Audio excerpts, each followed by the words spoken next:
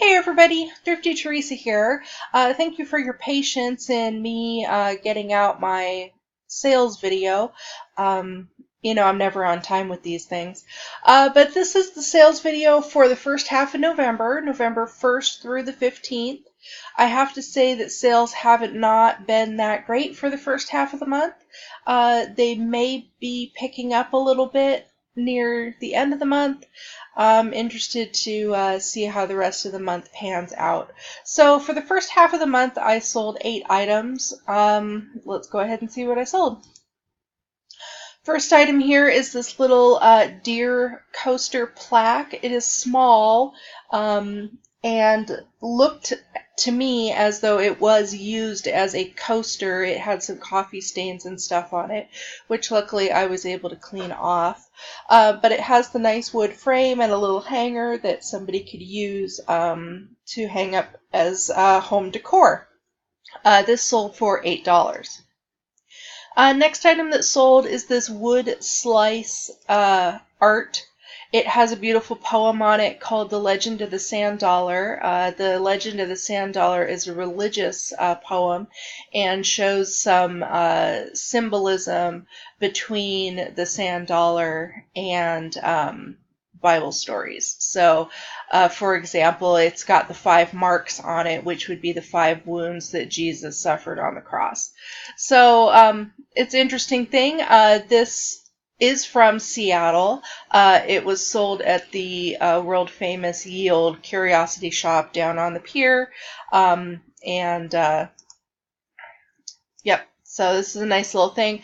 This was not in my shop for a very long time, but the time that it was in my shop, it got hits almost every single day.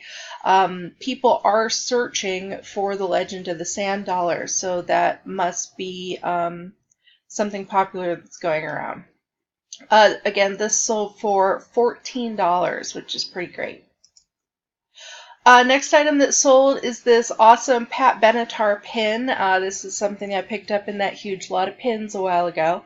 I was surprised to see this, and at first, when I first got it, I thought it was Joan Jett.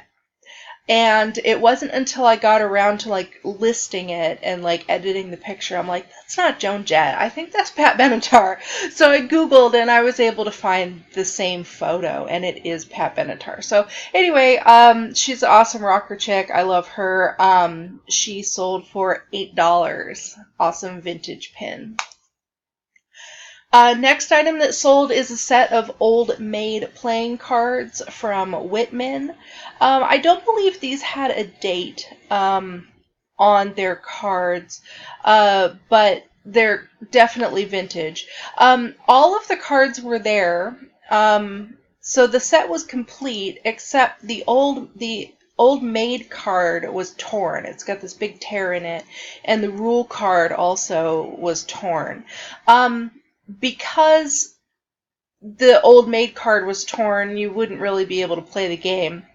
However, this top card here with the yellow Old Maid on it could easily be used as the Old Maid because it had the same backing as the rest of the cards, so you would not be able to tell, whereas the original Old Maid card would be torn. Anyway, I don't know why I'm telling you the history of these cards, but one thing I wanted to point out is that I sold this set of old tattered Old Maid cards for $12. That is a pretty healthy price for old tattered cards. Clearly they could be used for various design needs. They've got these great characters and illustrations on them. This sold really fast, so I had it in my shop. It was getting some favorites, and then it sold pretty immediately. So $12 for an old set of children's cards is awesome. Next item is this little music box. I picked this up a while ago. It is a ballerina music box. It played a lovely little tune.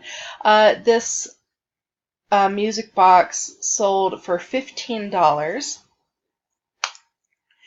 Next item is this set of playing cards from Japan.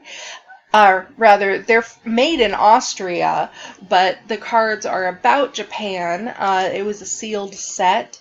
They had geishas and warriors and stuff on them here. And they also came with this really awesome booklet that had a cool timeline history of the different dynasties and important events that happened in the history of Japan, dating back centuries and thousands of years.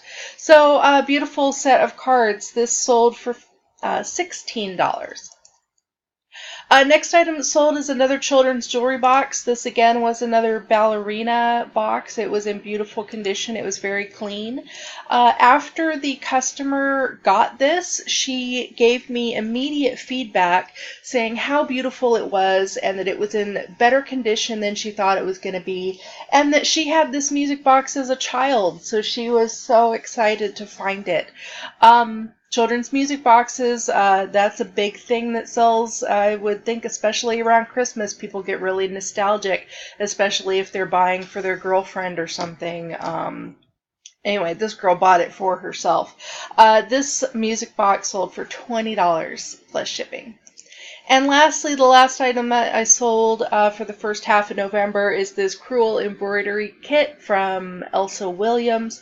It has these beautiful little birds on it sitting on some willow branches. This is a complete set that was still sealed.